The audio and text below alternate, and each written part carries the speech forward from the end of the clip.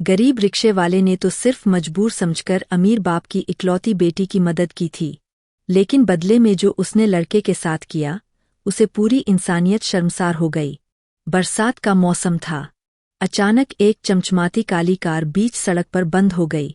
पीछे खड़े वाहनों ने जोर से हॉर्न बजाना शुरू कर दिया। लोग बड़बड़ाने लगे, यह अमीर लोग भी ना गाड़ी तो महंगी ले लेते हैं, पर चलाना नहीं आता। एक बोला, अरे ओ मैडम जल्दी गाड़ी हटाओ, रोड जाम पड़ा है और तुमको दिखाई ही नहीं दे रहा। कार के अंदर बैठी लड़की बार बार चाबी घुमा रही थी, लेकिन इंजन जवाब नहीं दे रहा था। उसका माथा पसीने से भीग गया था। वह लड़की थी रिया, शहर के सबसे बड़े उद्योगपति की इकलौती बेटी। उसके लिए यह नजारा नया था। ट्रैफिक, लोगों की चिल्लाहट और एक ऐसी समस्या जहां उसके लाखों की कार भी बेकार साबित हो रही थी। वह घबराकर मोबाइल निकालती है, ड्राइवर को कॉल करती है, लेकिन उस वक्त ड्राइवर छुट्टी पर था और फ़ोन स्विच ऑफ। उसने सर्विस सेंटर को कॉल करना चाहा पर नेटवर्क बार बार कट रहा था। रिया की आंखों में पहली बार डर और असहायता झलकने लगी। चारों तरफ गाड़ियां खड़ी थी, लोग उसे घूर रहे थे, कुछ हंस रहे थे, लेकिन कोई भी आगे आकर उसकी मदद करने को तैयार नहीं था। उसी वक्त सड़क के उस पार से एक पुराना जर्जर सा ई रिक्शा धीरे धीरे आता दिखा। उसने भीड़ को चीरते हुए गाड़ी के पास आकर रिक्शा रोका। वह कार के पास पहुंचा और खिड़की पर दस्तक दी। रिया ने थोड़ा रुखाई से खिड़की नीचे की और बोली, हाँ, क्या बात है, बताओ। गोपाल ने शांत लेकिन दृढ़ आवाज में कहा, मैडम आपकी गाड़ी खराब हो गई है, रोड जाम पड़ा है और लोगों को निकलने में परेशानी हो रही है। आपकी गाड़ी को साइड करना पड़ेगा, इसको धक्का देकर ही साइड करना होगा, तभी यह साइड लगेगी। रिया ने उसे ऊपर से नीचे तक देखा। एक पल के लिए उसे लगा कि यह आदमी मदद के बहाने पैसे मांगेगा, लेकिन भीड़ की नजरें उस पर थी और वह मजबूरी में सिर हिलाती है। गोपाल ने पीछे जाकर कार को धक्का देना शुरू किया। उसके पैर कीचड़ में बार बार फिसल रहे थे, लेकिन उसके चेहरे पर हार मानने का कोई भाव नहीं था। लोग मजे से तमाशा देख रहे थे, लेकिन कोई उसकी मदद करने को राजी नहीं था। बस अकेला यही गरीब रिक्शे वाला उस वक्त रिया की मदद करने के लिए अपनी जान लगा रहा था। धीरे धीरे कार खिसकने लगी। गोपाल ने और जोर लगाया। उसकी नसें फूल गई, सांसें तेज हो गई, लेकिन उसने तब तक नहीं छोड़ा जब तक कार साइड में नहीं लग गई। रिया ने चैन की सांस ली। उसने पर्स खोला और 500 के 2 नोट निकालकर खिड़की से बाहर बढ़ाए। यह लो, तुमने जो मेरी मदद की है, उसके पैसे। गोपाल ने पलटकर उसकी ओर देखा। उसने हाथ पीछे कर लिया और गहरी आवाज में कहा, मैडम पैसे उस काम के होते हैं जो पैसों के लिए किया जाए। मैंने तो इंसानियत के लिए हाथ बढ़ाया है और इंसानियत का कभी दाम नहीं लगाया जाता। इतना कहकर उसने अपना गमछा कंधे पर डाला और वापस अपने रिक्शे की ओर बढ़ गया। रिया के हाथ में नोट वैसे ही रह गए। उसका दिल धक धक करने लगा। उसने पहली बार महसूस किया कि इस शहर की भीड़ में कोई ऐसा भी है जिसे पैसे से खरीदा नहीं जा सकता। वह खिड़की से बाहर झांकती रही, बारिश में भीगते जाते हुए उस आदमी को वैसे ही देखती रही। उसके शब्द, उसकी इंसानियत और उसकी खुददारी सब उसकी स्मृतियों में गहराई तक उतर गई। भीड़ छूट गई, ट्रैफिक फिर चल पड़ा, लेकिन रिया का मन वहीं अटक गया। उसे अंदाजा भी नहीं था कि यह मुलाकात उसकी जिंदगी की दिशा ही बदलने वाली है। कुछ दिनों बाद रिया को ऑफिस की एक अर्जेंट मीटिंग में जाना था, जिसमें लेट होने का मतलब था कंपनी के बड़े क्लाइंट्स का भरोसा टूटना, करोड़ों की डील का हाथ से निकल जाना और उसके पिता की साख पर सवाल खड़े होना। लेकिन ड्राइवर अभी तक नहीं पहुंचा था। उसने तय किया कि ड्राइवर का ज्यादा वेट करना सही नहीं है। वह पास से गुजरते किसी रिक्शे में ही बैठ जाएगी। तभी उसकी नज़र एक पुराने रिक्शे पर पड़ी। यह वही रिक्शा और उसका मालिक वही गोपाल था जिसने उसकी बारिश में मदद की थी। रिया ने हाथ उठाया। गोपाल ने तुरंत रिक्शा रोका और झुककर बोला, बैठिए मैडम। पर रिया ने शायद ध्यान नहीं दिया कि यह वही गोपाल है। लेकिन गोपाल ने एक नज़र में पहचान लिया था कि यह वही लड़की है जिसकी कार को उसने बारिश में धक्का दिया था। रिया बिना कुछ कहे रिक्शे में बैठ गई। उसके हाथ में एक बड़ा सा चमड़े का बैग था जिसमें कंपनी की महत्वपूर्ण फाइलें और पेमेंट वाउचर रखे थे। यह बैग उसके पिता ने खुद उसे सौंपा था। उनके शब्द अब भी कानों में गूंज रहे थे। रिया, इसमें बहुत इम्पोर्टेंट फाइल्स और लाखों का हिसाब है। इसे सुरक्षित पहुंचाना है। कोई भी गलती नहीं होनी चाहिए। रिक्शा धीरे धीरे चल पड़ा। रिया मोबाइल में मीटिंग के नोट्स देख रही थी और कभी कभी घड़ी पर नजर डाल रही थी। ऑफिस पहुंचने पर वह जल्दी में उतरी, पर्स से पैसे निकाले और आगे बढ़ गई। जल्दबाजी में उसे ध्यान ही नहीं रहा कि बैग अब भी रिक्शे की सीट पर रखा है। गोपाल ने भी बैग का ध्यान नहीं दिया और रिक्शा आगे बढ़ा दिया। स्टैंड पर पहुंचने के बाद उसने सीट पर बैग देखा तो दंग रह गया। गोपाल ने बैग उठाया। बैग बहुत भारी था। पसीने की एक बूंद उसके माथे से गिरकर बैग पर टपकी। उसने सोचा यह तो बहुत कीमती लगता है। उसने यह बैग वापस करने की सोची और वापस अपना रिक्शा उसी कंपनी की तरफ मोड़ दिया जहां रिया उतरी थी। लेकिन अब तक बहुत देर हो चुकी थी और रिया तब तक ऑफिस के अंदर जा चुकी थी। उसने सिक्योरिटी गार्ड से कहा कि मुझे अंदर मैडम से मिलना है। लेकिन सिक्योरिटी गार्ड ने गोपाल से कहा, सॉरी सर, बिना एंट्री पास या परमिशन के अंदर जाने की अनुमति किसी को नहीं है।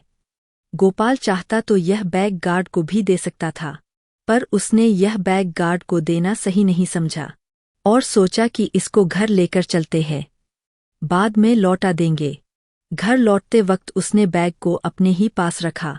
रास्ते में कई बार उसका मन हुआ कि खोल कर देखें, लेकिन हर बार उसके दिल से आवाज आई, यह मेरा नहीं है। दूसरों की चीज छूना भी पाप है। शाम को जब वह घर पहुंचा तो माँ और बहन सुनीता वही बैठी थी। सुनीता ने बैग देखते ही पूछा, भैया यह कहाँ से आया? किसका है यह? गोपाल ने जवाब दिया, एक सवारी भूल गई। माँ ने धीमी आवाज में कहा, बेटे इसको खोल के देख लो, क्या पता इसमें पैसे हो। तेरी बहन की शादी भी नजदीक है, थोड़ा सहारा लग जाएगा। बहन सुनीता की आंखों में भी उम्मीद की चमक थी। भैया अगर इसमें पैसे हुए तो हमारी सारी परेशानी दूर हो जाएगी। मंडप कैटर सबका हिसाब हो जाएगा। गोपाल की नज़र बहन के मासूम चेहरे पर गई। उसका दिल कांप उठा। पल भर के लिए उसका मन भी डगमगाया, लेकिन अगले ही पल उसने बैग अपनी छाती से लगा लिया और बोला, सुनीता तेरी शादी बेईमानी के पैसों से नहीं होगी। अगर मुझे दिन रात रिक्शा चलाना पड़े तो चलाऊंगा, लेकिन दूसरों का हक छीन कर तुझे दुल्हन नहीं बनाऊंगा। बहन चाहे कुछ भी हो जाए, अरे कोई नहीं देख रहा तो कम से कम ऊपर वाला तो देख रहा है। बहन ऐसे किसी के पैसे पर नियत डोलाना यह मेरी खुददारी के खिलाफ है। इतना सुनते ही सुनीता और उसकी माँ का मुंह शर्म से नीचे हो गया। उनके उतरे चेहरे देखकर गोपाल को भी बहुत अजीब लगा। उसने मन ही मन कहा, माँ और सुनीता भी अपनी जगह ठीक, जब पैसा पास में ना हो तो बड़ी दूर दूर की दिखाई देने लगती है। लेकिन अगर आज मैं माँ और बहन की बात मान लेता हूँ तो इन पैसों के लालच में आकर जुम अपनी आत्मा पर दाग लगाऊंगा, शायद ही उसको कभी मिटा पाऊं। अगली सुबह उसने बैग उठाया और सीधे उसी बड़ी कंपनी के ऑफिस पहुंचा जहां से कल रिया को बैठाया था। रिसेप्शन पर खड़े आदमी ने गोपाल को ऊपर से नीचे तक देखा। क्या चाहिए? उसने तिरस्कार भरे स्वर में पूछा। गोपाल ने बैग आगे बढ़ाते हुए कहा, कल आपकी मैडम यह बैग रिक्शे में भूल गई थी। यह उन्हीं का है, मैं इसे लौटाने आया हूँ। रिसेप्शनिस्ट चौंक गया। उसने बैग खोला। अंदर इम्पोर्टेंट फाइलें और पैसे थे। इतनी बड़ी रकम और कागजात, और यह आदमी बिना कुछ करे इसको वापस करने आया है। उसने रजिस्टर निकाला। नाम लिखो, पहचान के लिए। गोपाल ने कांपते हाथों से अपना नाम लिखा, गोपाल रिक्शा ड्राइवर। थोड़ी देर बाद जब रिया ऑफिस पहुंची और रिसेप्शन पर बैग देखा तो वह एकदम सन रह गई। यह बैग कहाँ से आया? उसने हड़बड़ा कर पूछा। रिसेप्शनिस्ट बोला, मैडम एक रिक्शा ड्राइवर लेकर आया था। उसने कहा आप भूल गई थी। रिया ने थोड़ी देर सोचा, फिर उसने रजिस्टर पलटा और गोपाल का नाम पढ़ा। कुछ पल के लिए वह ठिठक गई। उसे याद आया बारिश का वह दिन जब वही आदमी बिना कुछ लिए उसकी मदद करके 50 आदमियों में उसकी इज्जत बचाई थी, और आज लाखों का बैग भी उसने बिना खोले लौटा दिया। उसके दिल से आवाज निकली, पापा हमेशा कहते थे गरीब भरोसे लायक नहीं होते। लेकिन गोपाल ने एक पल में पापा की सारी कहावतों पर पानी फेर दिया। अगले दिन सुबह का आसमान धुंधला था। हल्की ठंडी हवा गलियों से होकर गुजर रही थी, लेकिन गोपाल के दिल पर एक अजीब सा बोझ था। रात भर नींद उसकी आंखों से कोसों दूर थी। माँ की बीमारी, बहन सुनीता की चिंतित निगाहें और शादी की तारीख का नजदीक आना, सब मिलकर उसे भीतर से तोड़ रहे थे। सुनीता आंगन में बैठी थी। उसके हाथों में शादी के कार्ड थे। उसने धीरे से कहा, भैया पंडित जी ने 21 दिन बाद की तारीख निकाली है। मंडप वाले ने कहा है एडवांस दो वरना बुकिंग कैंसिल कर देंगे। कैटर भी एडवांस पैसे मांग रहा है। भैया बताओ अब हम क्या करें? जब आपने मेरा रिश्ता किया था तो ऊपर वाले की दुआ से पैसों का पूरा इंतजाम था, लेकिन पता नहीं उसे क्या मंजूर था कि मम्मी की बीमारी भी ऐसे टाइम हुई कि जितने पैसे थे सब लग गए। अब हमारी स्थिति और भी बुरी हो गई है। ना हम सही से शादी कर सकते हैं और ना रिश्ता छोड़ सकते हैं। अगर ऐसा कुछ हुआ भी तो यह लोग हमें ताने दे देकर ही मार डालेंगे। गोपाल ने उसकी ओर देखा और कहा, सुनीता, तेरी शादी किसी भी हाल में उसी तारीख पर कराऊंगा, चाहे मुझे दिन रात मेहनत क्यों ना करनी पड़े, चाहे मेरी जान ही क्यों ना निकल जाए, लेकिन तुझे समाज के सामने झुकने नहीं दूंगा। माँ ने खांसते हुए कहा, बेटा रिश्तेदारों से पूछ ले, शायद कोई मदद कर दे। गोपाल ने कड़वी हंसी हंसी। माँ कल ही चाचा के पास गया था। बोले हमारे अपने ही खर्चे पूरे नहीं हो रहे, भाई तुम्हारे लिए क्या करें? मामा भी साफ कह रहे हैं कि भैया अपनी जिम्मेदारी आप ही संभालो, हमसे कुछ उम्मीद मत रखो। माँ जब अपने ही खून पीट दिखा दे तो गैर से क्या उम्मीद करनी? सुनीता की आंखों से आंसू छलक पड़े। भैया मुझे गहनों की परवाह नहीं।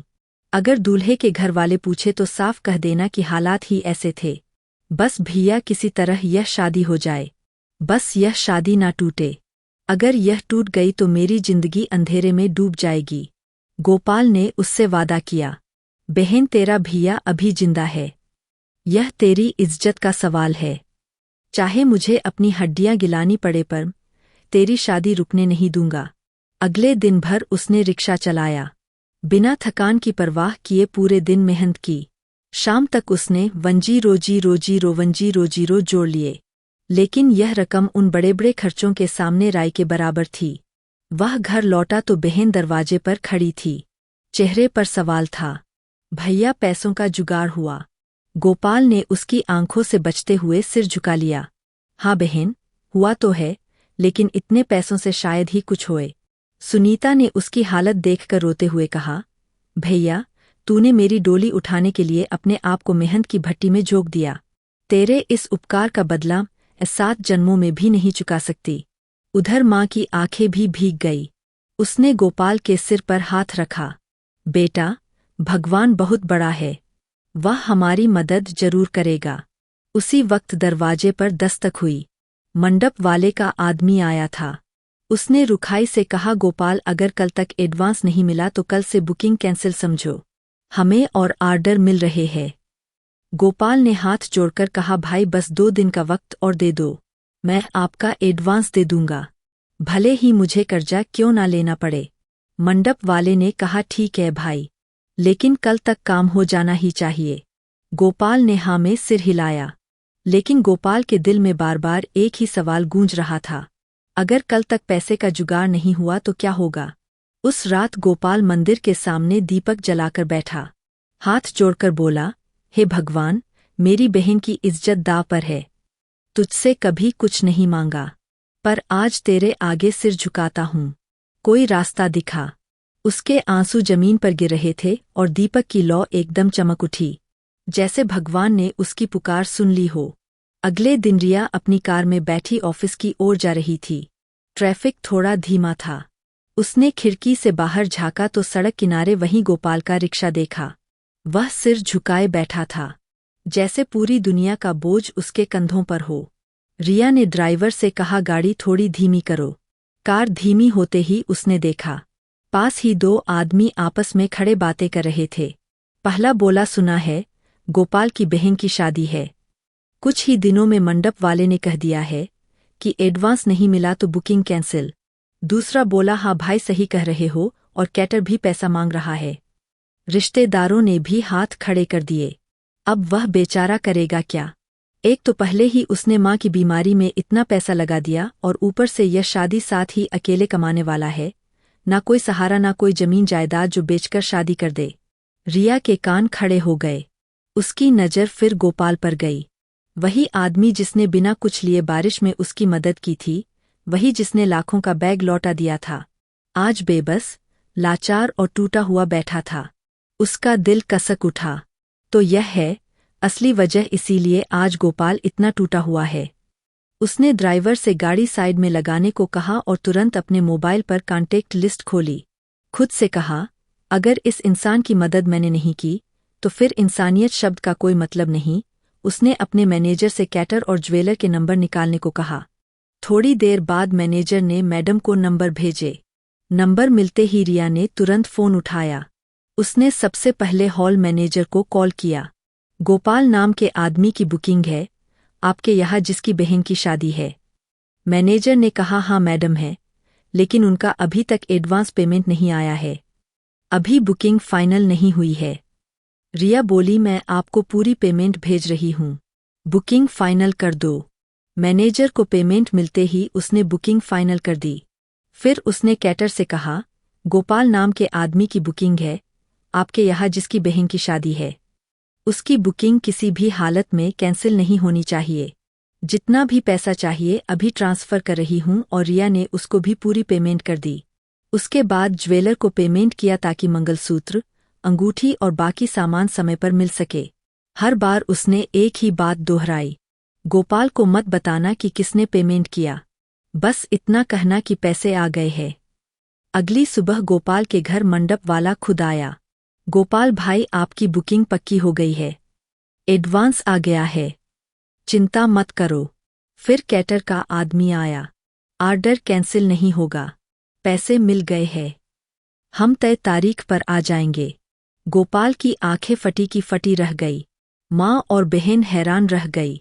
सुनीता ने कहा, भैया यह सब कैसे हुआ, किसने हमारी मदद की? गोपाल ने भगवान की मूर्ति की ओर देखा और हाथ जोड़ लिए। यह किसी देवता का काम है बहन, जिसने भी किया उसने हमारी इज्जत बचा ली। फिर शादी का दिन आया और सभी रस्में पूरी हुई। गोपाल ने बहन का हाथ पकड़कर विदाई की। उसकी आंखों से आंसू बहते रहे, लेकिन दिल में गर्व था कि उसने अपनी बहन की शादी इज्जत से कराई। भीड़ में दूर खड़ी रिया भी यह सब देख रही थी। शादी पूरी होने के बाद उसने अपने पिता को सब बताया। पापा, यही वह रिक्शे वाला है जिसने हमारा इम्पोर्टेंट फाइल्स और पैसे से भरा बैग लौटाया था। अगर वह चाहता तो लाखों रख सकता था, हमारी कंपनी की डिटेल्स लीक कर सकता था, लेकिन उसने ऐसा नहीं किया। पिता ने गंभीर स्वर में कहा, रिया तुम जानती हो, ऐसे लोगों पर भरोसा नहीं करता था, लेकिन इसकी ईमानदारी ने मेरी सोच को मिट्टी में मिला दिया। फिर पिता कुछ देर चुप रहे और धीरे से बोले, गोपाल को ऑफिस बुलाओ। रिया ने गोपाल को बुलाया। रिया के पिता ने गोपाल से कहा, आज से तुम सिर्फ रिक्शे वाले नहीं रहोगे, हमारी कंपनी की लॉजिस्टिक्स यूनिट में काम करोगे। तुम्हें पक्की नौकरी मिलेगी, सुविधाएं मिलेंगी और सबसे बड़ी बात, तुम्हें इज्जत मिलेगी। गोपाल की आंखें भर आई। उसने हाथ जोड़कर कहा, साहब आपने जो दिया उसका ताउम्र कर्जदार रहूंगा, भरोसा रखिए। वीडियो देखने के लिए बहुत बहुत धन्यवाद।